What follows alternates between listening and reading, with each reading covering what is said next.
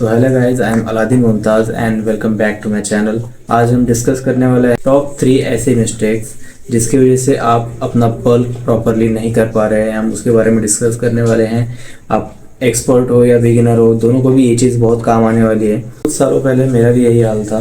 Bulk करते वक्त मुझे अक्सर इस प्रॉब्लम को फेस करना पड़ता था कि बल्किंग के दौरान बॉडी में फैट आ जाना ये बहुत आम बात हो जाती है।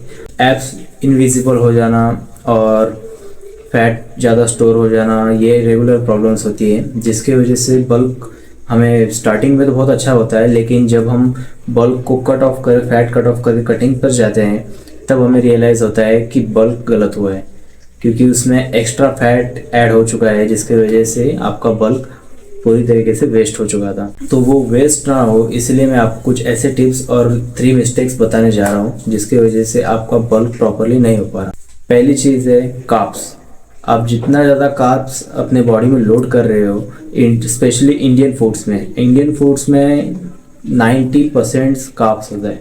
प्रोटीन सोर्स कम होता है, कैलोरीज भी एक हद तक कम होती है, फैट और कार्ब्स ये बहुत ज़्यादा होते हैं। मैं आपको बस इतनी चीज़ बोलना चाहूँगा कि कार्ब्स को जितना हो सके उतना कम करें और प्रोटीन इंटेक को बढ़ाएं। अपने बॉडी वेट के हिसाब से आपको एक समझ लीजिए, अगर एक मैक्सिमम पकड़ो तो आपको एक 100 ग्राम तक का प्रोटीन का इंटेक बनाकर रखना है। 100 से 110 ग्राम तक ही आपको प्रोटीन सोर्स रखना है।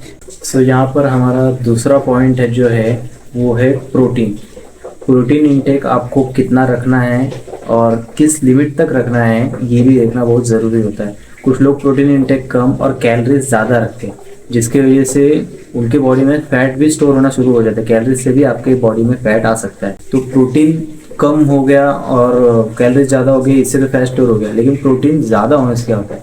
प्रोटीन ज़्यादा होने से भी आपकी बॉडी फैट बनाना शुरू कर देती है। तो यहाँ ये फैट की बात है क्योंकि ये चीज़ मैंने खुद पे भी ट्राई की है। तो एक हद तक ही आपको मैं बोलूँगा कि जितना आपका बॉडी वेट है, अगर समझ लो आप 60 kg के हो तो आपको मैं मैक्सिमम कहूँगा 80 ग्राम तक का प्रोटीन आपके लिए इनफ है। उसके बाद अगर आपका मेरे तरह 70 या 75 बॉडी वेट है, मेरा अभी फ़िलहाल तो 74 चल रहा है, तो उस हिसाब से मैं 100 या फिर 110 ग्राम प्रोटीन्स पर ही रहता हूँ। उसके बाद कैलोरीज अपनी 2 से 3 हज़ार तक कैलोरीज लेता हूँ।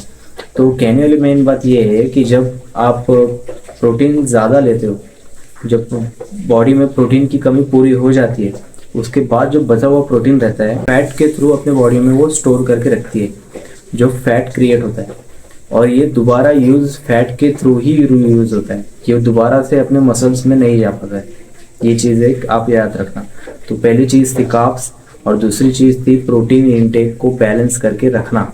और तीसरी चीज़ मेन आपकी ये है कि शुगर आपको कितना ऐड करना है अपने खाने में, अपने डेली रूटीन में आपको शुगर कितना रखना है, ये भी बहुत ज़्यादा ज़रूरी चीज़ होती है क्योंकि बॉडी को एक हद तक शुगर की भी ज़रूरत पड़ जाती है। अगर आप शुगर इंटेक ज़्यादा या फिर कम रखोगे, बैलेंस इम्बैलेंस रखोगे, तो उसमें भी आपको दिक्कतें आती है, खास करके स्ट्रेस को लेकर।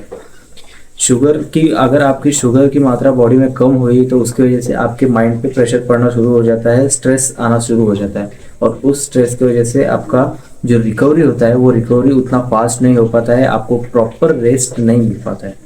तो शुगर यानी कि आपको जाके फटाक से बहुत सारी कैडबरी चॉकलेट्स खाने की कोई ज़रूरत नहीं है। आपको शुगर ये फ्रूट्स के थ्रू या फिर जूस के थ्रू आपको ये पूरा करना है, ना कि शुगर इंटेक लेकर। फ्रूट्स के द्वारा जो शुगर हम लेते हैं वो हमें प्रॉपरली बेनिफिशियल भी रहते हैं और उससे शुगर की कमी तो पहली बार पूरी हो भी जाती है, प्लस उसके बेनिफिट्स आप जानते ही हो।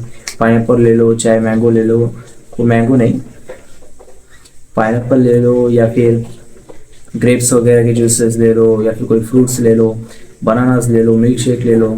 इन सब में आपको शुगर ऐड नहीं करना है। जो भी शुगर आप अपने बॉडी में इंटेक करोगे वो फ्रूट्स के थ्रू ही जाना चाहिए। तो ये 3 चीज़ें मैंने आपको मेन पॉइंट्स बताई जो बल्क को प्रॉपरली श्रेडेड बल्क होने से रोकते हैं। तो ये सारी चीज़ें तो मैंने आपको बता दी हैं। और दूसरी चीज़ इसमें है ये है कि बल्क कोई भी ज़्यादातर लोग, मैं जहाँ तक मैंने लोगों को देखा है कि बल्क 2 टाइप के होते हैं। पहला बल्क होता है डर्टी बल्क, जिसमें फैट बहुत ज़्यादा होता है, जिसको कट ऑफ करने के बाद कोई बॉडी में श्रेडेडनेस नहीं रह पाती, कोई शार्पनेस नहीं रह पाती बॉडी में। और दूसरा बल्क रहता है लीन बल्क, जो मैं अभी फ़िलहाल जिस बल्क पे चल रहा हूँ उसे कहते हैं लीन बल्क। जैसे कि आप मेरे शोल्डर्स, ट्रैप्स और चेस्ट के साइज वगैरह देख रहे हो, और इसमें एक शार्पनेस, एक श्रेडेडनेस है, जिसके बाद आप देख सकते हो कि सेपरेट मसल्स है, ये जितने भी है ये मसल सेपरेट है। और डर्टी बल्क में क्या होता है, ये सेपरेशन खत्म हो जाता है, बॉडी में शार्पनेस खत्म हो जाती है, जिसकी वजह से इसे कॉल किया जाता है डर्टी बल्क।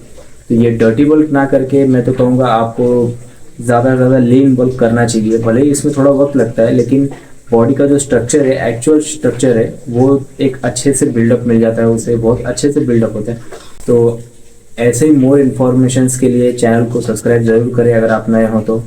और ये वीडियो पसंद आई तो लाइक करें और कमेंट करके बताएं आपका प्रोटीन इनटेक पर डे कितना होता है।